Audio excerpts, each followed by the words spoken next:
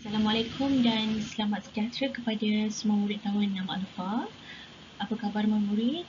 Hari ini merupakan hari pertama bagi sesi pembelajaran sains kita pada tahun ini. Disebabkan pada minggu lepas merupakan cuti umum terbesar. Okey, untuk pengetahuan kamu, pada tahun ini saya Puan Nuraini akan mengajar kamu bagi mata pelajaran sains. Apa khabar murid-murid? Cikgu mengharapkan semoga kamu semua berada dalam keadaan sihat dan bersedia untuk pembelajaran pada hari ini. Okey murid-murid, pada hari ini kita akan belajar berkaitan dengan kemahiran saintifik. Okey, sebagaimana yang telah kamu pelajari bermula daripada tahun 1 hingga tahun 5, okey, kamu telah mempelajari dan mengetahui kemahiran saintifik terbahagi kepada dua, iaitu kemahiran proses sains dan kemahiran manipulatif sains. Tapi pada hari ini kita hanya fokuskan kepada kemahiran proses sains dahulu. Okey, baiklah murid-murid, kemahiran proses sains yang telah kamu pelajari terdapat 12 kemahiran. Masih ingat lagi tak? Okey. So kita akan ingat semula, kita akan buat ulang kaji semula apa 12 kemahiran proses sains tersebut. Okey, bermula dengan memerhati, mengelas, mengukur menggunakan nombor, membuat inference, meramal, berkomunikasi, membuat perhubungan ruang dan masa, mentafsir data, mendefinisi secara operasi, mengawal pemboleh ubah, membuat hipotesis dan yang terakhir, mengeksperimen. Okey, sekarang kamu dah ingat semula terdapat 12 kemahiran proses sains. Okey, selepas ini cikgu akan terangkan dengan lebih lanjut penerangan bagi setiap kemahiran proses sains tersebut. Okey, kita mulakan dengan kemahiran proses sains yang pertama, iaitu memerhati. Okey, apa yang dimaksudkan dengan kemahiran proses sains memerhati? Menggunakan semua deria untuk mengumpul maklumat tentang sesuatu objek dan fenomena. Okey, kita ada berapa deria? Okey, kita ada 5 deria, iaitu deria melihat, deria hidung, deria rasa, deria dengar dan deria sentuh. Okey, kita menggunakan mata kita untuk melihat, hidung untuk menghidu, lidah untuk merasa, telinga untuk mendengar dan tangan kita iaitu kulit untuk menyentuh. Okey. Sekarang cikgu bagi satu situasi. Okey, contoh bagi kemahiran proses sains memerhati. Okey. Cuba lihat ini. Okey, mari kita perhatikan situasi tersebut, situasi berikut. Okey, apa yang dapat kamu perhatikan? Okey, yang dapat kita perhatikan adalah kita nampak pelangi. Pelangi itu ada banyak warna dan sangat cantik. So, kita menggunakan deria apa? Kita menggunakan deria melihat. Okey, deria melihat dan daripada penglihatan kita, kita akan kenal pasti pelangi ada 7 warna, iaitu merah, jingga, kuning, hijau, biru, indigo dan ungu. Okey, contoh seterusnya. Okey, mari kita perhatikan situasi berikut. Okey, ada gambar durian dan juga buah nangka. Okey, ni tak nampak sangat ya, ada belakang gambar cikgu ni. Okey, sila buat pemerhatian tentang durian dan nangka. Okey, apa yang kamu nampak? Okey, satu, kita tahu durian dan nangka adalah dua jenis buah-buahan. Dan cuba tengok di sini, buah durian ini berbau kuat. Berbau kuat maksudnya kita menggunakan deria bau. Rasanya manis dan sedap. Okey, kalau rasa manis dan sedap, kita menggunakan deria rasa. Okey, next. Aduh, tajamnya kulit durian ini. Bermaksud kita sentuh. Kita sentuh kulit durian itu menggunakan deria sentuhan kita, menggunakan kulit ni untuk menyentuh. Dan kita tahulah durian itu tajam. Okey, Dan nangka pun sama seperti durian. Okey, nangka pun apabila kita bau, dia ada bau nangka. Tetapi kulit dia tak samalah dengan durian. Kulit nangka tidak tajam. Okey, inilah salah satu contoh kemahiran proses sains bagi memerhati. Okey, seterusnya ialah kemahiran proses sains yang kedua iaitu mengelas. Apa maksud mengelas? Mengelas ialah mengasingkan objek mengikut ciri sepunya. Apa yang dimaksudkan dengan ciri sepunya? Ciri sepunya adalah ciri yang sama. Okay, jadi kita akan asingkan, kita akan kumpulkan objek atau sesuatu itu mengikut ciri yang sama. Okey, kejap lagi cikgu akan bagi contoh. Okey, baik murid-murid. Okey, sekarang kita lihat contoh yang diberi. Okey, tak nampak belakang ni bagaimana cara untuk kita mengelaskan haiwan-haiwan tersebut. Okey, kat sini ada burung, ada penguin, itik, tenggiling, ikan paus, arnab, ikan, semut, kucing dan juga katak. So, bagaimana kita nak kumpulkan dia, nak kelaskan dia mengikut dua kumpulan atau tiga kumpulan yang berbeza. Okey, ini adalah berdasarkan gambar yang murid-murid lihat sebentar tadi. Okey, jadi kita asingkan haiwan-haiwan tersebut melalui cara haiwan tersebut membiak. Okey, kita dah pelajari cara haiwan membiak terdapat dua cara, iaitu melahirkan anak dan bertelur. Okey, jadi kita asingkan dia lah. Okey, ciri sepunya adalah empat haiwan ini, ikan paus, arnab, kucing dan tenggiling. Ciri sepunya yang ada pada empat haiwan ini ialah cara membiak mereka menggunakan kaedah ataupun menggunakan cara melahirkan anak. Okey, manakala semut, burung, penguin, angsa, katak dan juga belakang ni ikan. Okey, cara pembiakan dia adalah melalui cara bertelur.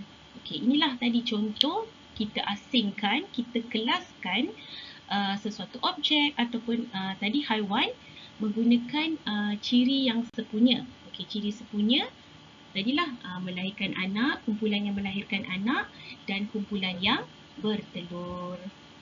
Kemahiran proses sains yang seterusnya ialah mengukur dan menggunakan nombor. Okay, maksudnya adalah kemahiran membuat pemerhatian menggunakan nombor dan alat berunit piawai. Okey, untuk kemahiran ini mestilah ada nombor dan alat berunit piawai. Okey. Ingat lagi tak apa alat berunit piawai? Okey, sesuatu alat itu bila ada unit piawai, alat yang digunakan itu pengukurannya akan jadi lebih tepat. Okey, sekejap lagi kita akan lihatlah contoh-contoh alat yang berunit piawai. Okey, ini adalah contoh alat pengukuran yang menggunakan ataupun yang mempunyai unit piawai. Okey. Yang pertama ialah jam randik. Okey, cuba lihat di bawah ni. Yang mana satu jam randik? Okey, ini adalah jam randik analog. Okey, yang ini adalah jam randik di digital. Okey, unit piawai yang kita gunakan untuk mengukur jam randik ialah saat. Okey, seterusnya ialah penimbang. Okey, penimbang yang mana? Okey, yang hijau ni adalah penimbang. Penimbang ataupun kita gunakan nama dia adalah neraca mampatan. Okey, unit piawai yang kita gunakan adalah gram dan kilogram. Okey, selain penimbang, apa lagi alat pengukuran piawai? Neraca tiga palang, neraca tuas. Okey, next ialah pembaris. Okey, pembaris, mana pembaris? Okey, ini adalah pembaris. Okey, unit piawai yang kita gunakan bagi pembaris ini adalah milimeter dan sentimeter. Okey. Seterusnya adalah pita pengukur. Yang mana pita pengukur? Okay, yang kuning ini adalah pita pengukur. So, unit piawai yang kita gunakan ialah meter. Okey, ada lagi tak alat pengukuran yang tidak dinyatakan di sini? Okay. Sekarang cuba cikgu nak tanya kamu semua, alat pengukuran apa yang kita gunakan untuk mengukur isi padu cecair? Untuk mengukur isi padu cecair, kita menggunakan silinder penyukat, menggunakan bika dan unit piawai yang kita gunakan ialah mililiter dan juga liter. Kemahiran proses sains yang keempat ialah membuat inference. Kemahiran menyatakan kesimpulan awal yang munasabah untuk menerangkan sesuatu pemerhatian. Okay, inference ni biasanya kita akan menyatakan sebab mengapa sesuatu pemerhatian tersebut. Inference boleh dibuat berpandukan langkah-langkah berikut. Okey, pemerhatian dengan penerangan yang munasabah terhadap sesuatu pemerhatian tersebut. Okey, merupakan kesimpulan awal. Ini adalah contoh cara untuk membuat inference. Okey, perhatikan rajah di bawah. Kamu akan dapat lihat ada dua pasu A dan juga pasu B, dan ada tumbuhan. Kita akan nampaklah pokok A ni hidup subur. Okey, pemerhatian yang kita buat di sini ialah pokok A hidup subur dan pokok B layu. Jadinya mungkin kita boleh buat mengapa kita nyatakan pokok A itu hidup subur dan pokok B ialah layu. Okey, tadi inference penerangan bagi pemerhatian.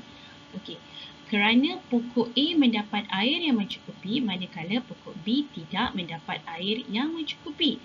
Okey.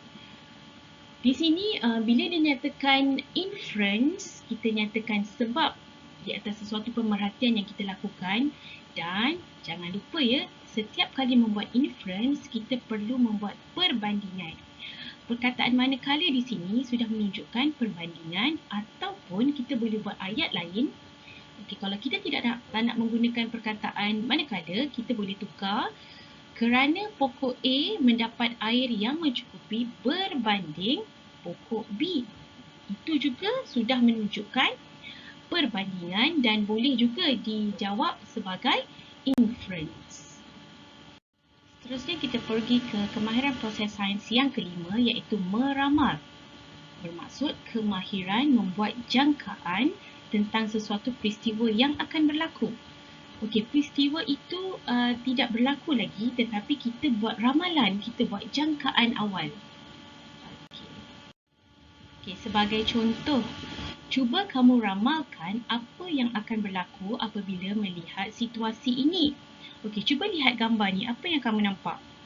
Kamu nampak ada awan yang gelap, lepas tu ini adalah petir. Petir biasanya ada petir, ada guru, dan bila kita lihat awan itu gelap, apa ramalan kita? Okey, ramalan kita mungkin kita akan katakan hari akan hujan. Kemahiran proses sains seterusnya ialah berkomunikasi, iaitu kemahiran memberikan penerangan tentang tindakan, objek ataupun sesuatu peristiwa menggunakan perkataan atau simbol grafik seperti jadual, graf, rajah ataupun model.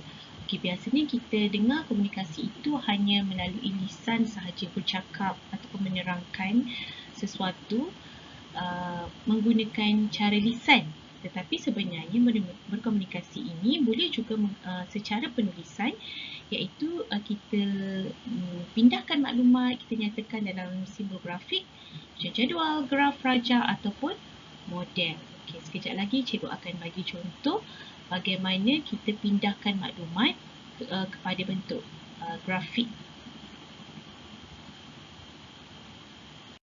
Okey, ini adalah contoh cara menggunakan kemahiran proses sains berkomunikasi. Okey, ini adalah kita buat pemindahan maklumat menggunakan bentuk jadual. Okey, kita buat penjelasan jenis buah-buahan dan juga bilangan murid. Okey, dalam bentuk jadual, kamu boleh lihat di sini betik, jenis buah-buahan kemahiran betik, yang gemar makan betik murid adalah 8 orang, durian 9 orang, pisang 7 orang dan tembikai 6 orang. Okey, sekarang ini adalah contoh dalam bentuk jadual. Okey, kalau kita pindahkan semula kepada bentuk carta palang pula, okey, maklumat daripada jadual juga boleh dipindahkan kepada bentuk lain seperti carta palang. Okey, ini adalah bentuk carta palang. Okey, biasanya untuk jadual sebelah kiri ni kita akan jadikan dia carta palang di sebelah bawah. Kita pindahkan. Kalau kiri jadual, carta palang bahagian bawah. Okey, yang atas ini adalah sebelah kiri dan atas ini adalah bilangan murid. Okey, dalam bentuk orang lah, ada berapa orang murid. Okey, kita nampak di sini betik, okey 8, durian 9, samalah. Maklumat itu sama, cuma cara kita berkomunikasi, cara kita pindahkan maklumat itu sama ada dalam bentuk jadual dan juga carta palang. Ini adalah contoh simbol grafik, okay, yang kita buat dalam kemahiran proses sains berkomunikasi. Kemahiran proses sains yang ketujuh ialah menggunakan perhubungan ruang dan masa.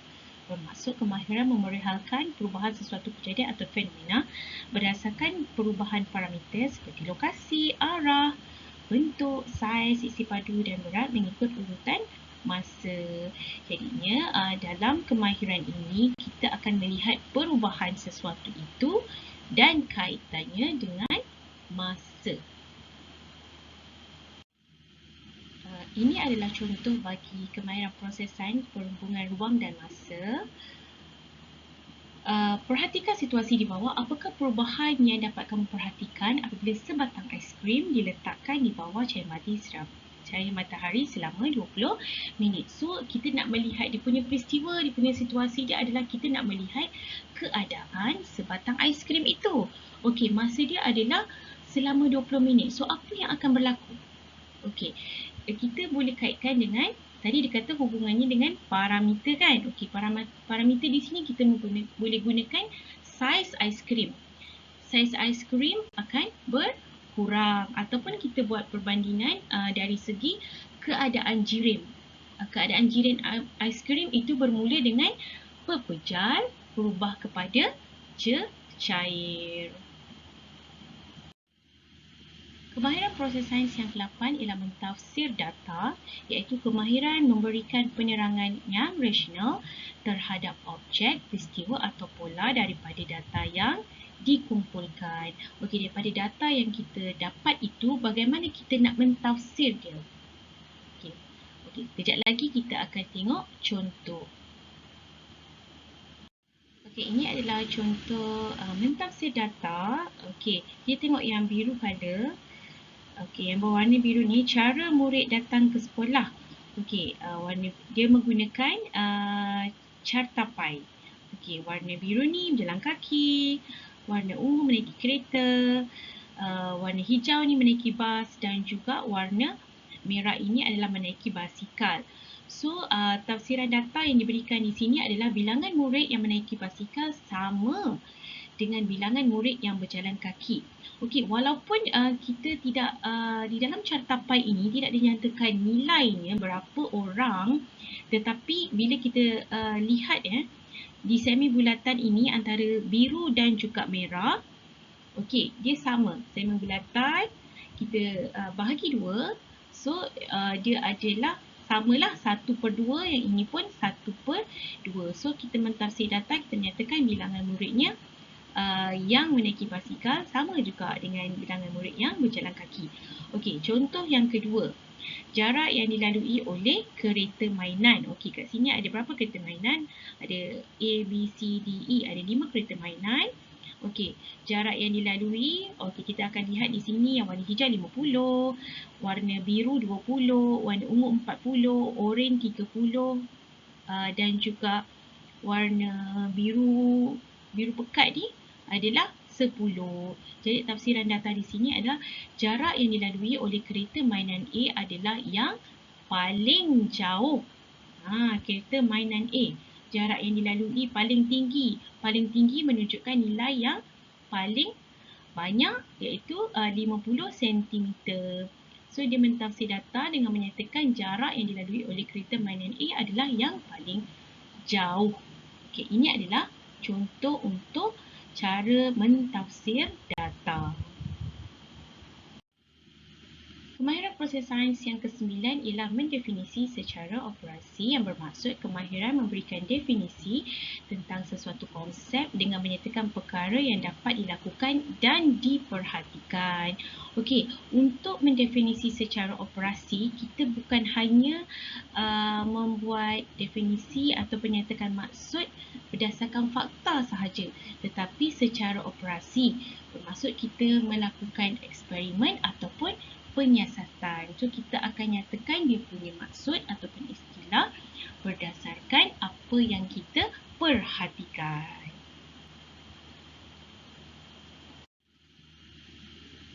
Okey, tadi cikgu nyatakannya cara untuk kita nyatakan definisi secara operasi tersebut. Okey, perkataan definisi ini adalah istilah ataupun maksud, dan perkataan operasi itu adalah berdasarkan pemboleh ubah bergerak balas ataupun apa yang kita perhatikan dalam sesuatu penyiasatan. Okey, cara untuk menulis jawapan bagi DSO. DSO ini adalah definisi secara operasi. Okey, definisi secara operasi, kita definisi yang diminta, maksudnya dia tanya definisi secara operasi tentang apa.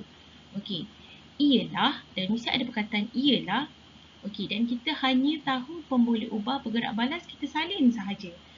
Jadinya untuk menjawab soalan ini, kita mesti kena tahu apakah pemboleh ubah yang bergerak balas.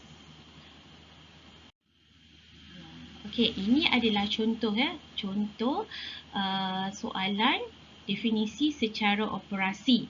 Okey, jangan tengok soalan lagi. Okey, kita tengok di atas ni.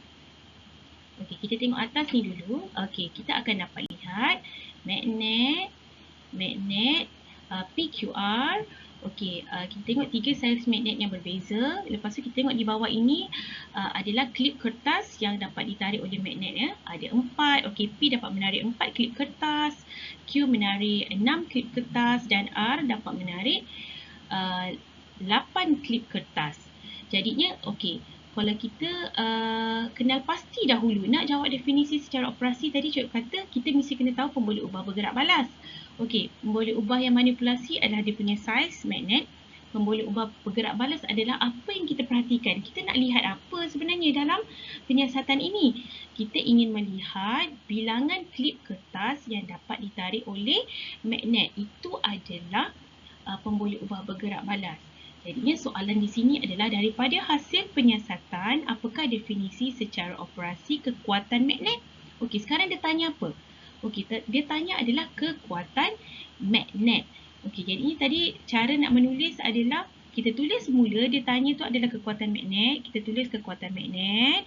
Lepas tu ada perkataan ialah.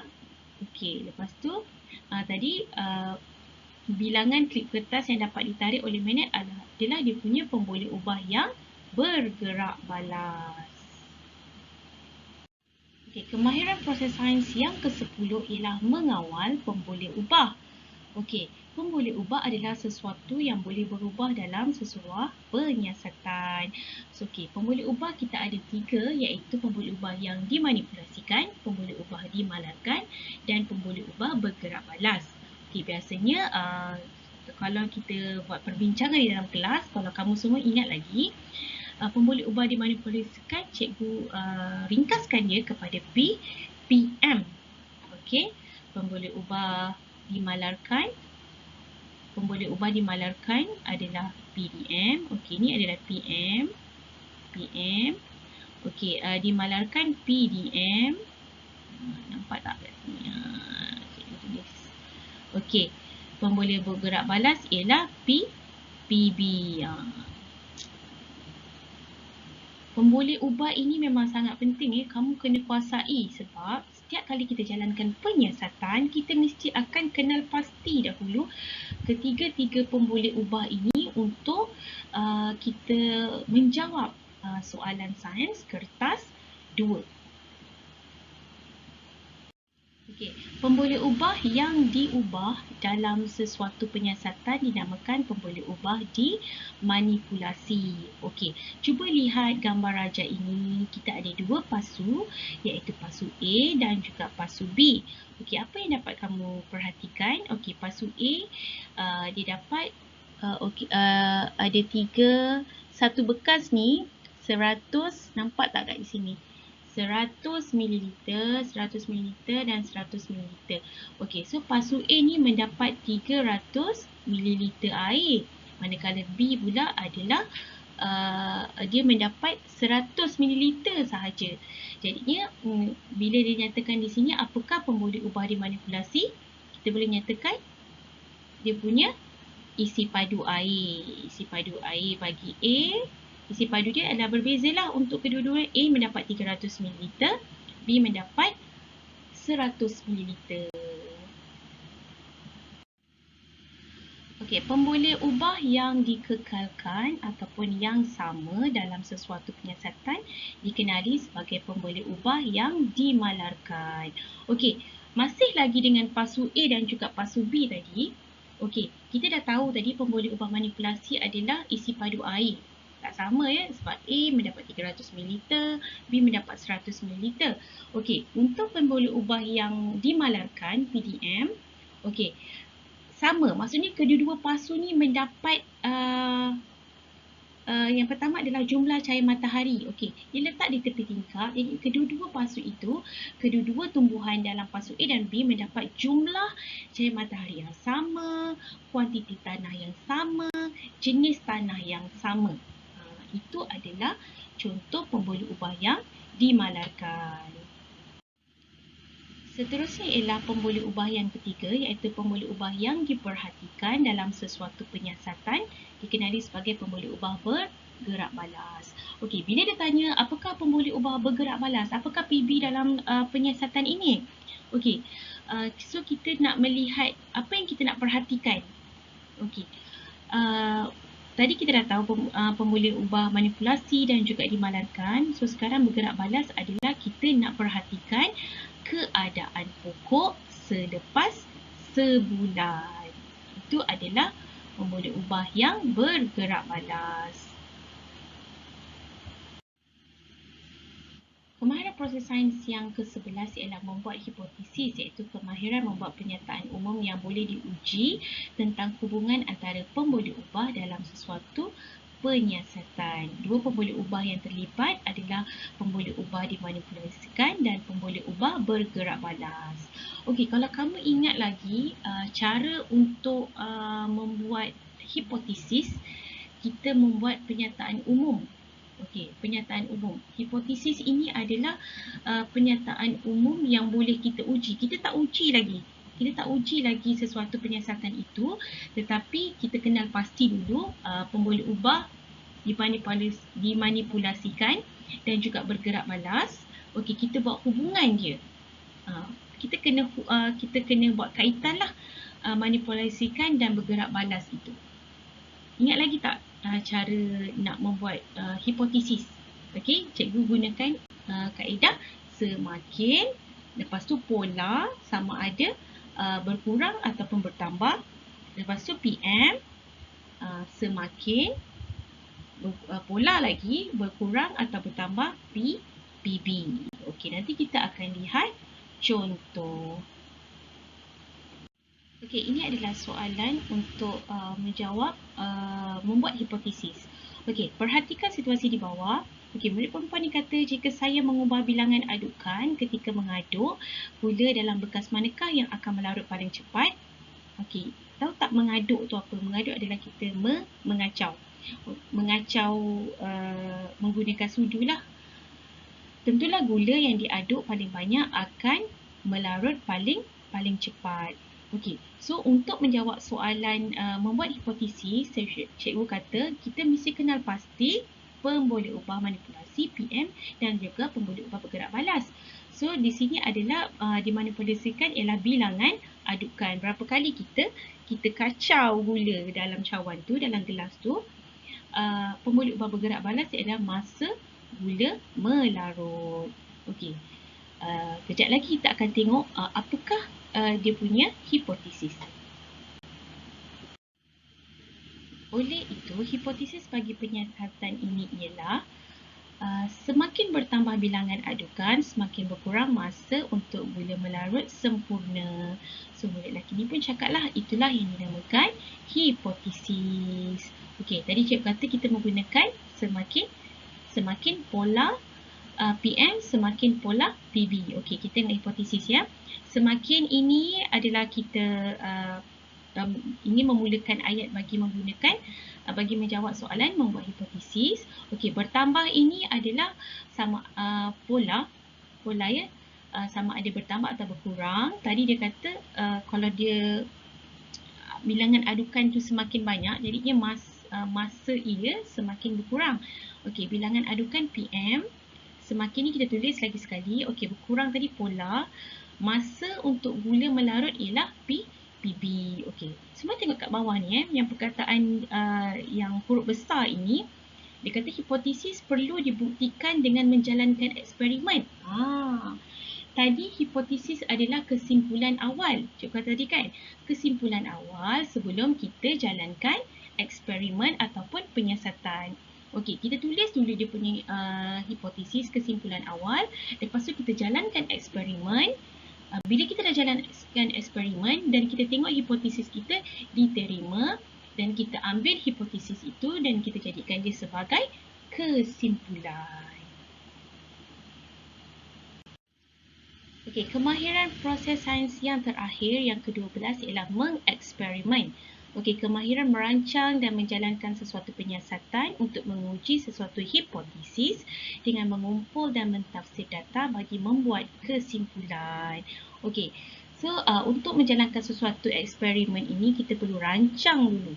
Okey, merancang dulu untuk kita uji hipotesis itu. Sesuatu hipotesis yang kita jalankan.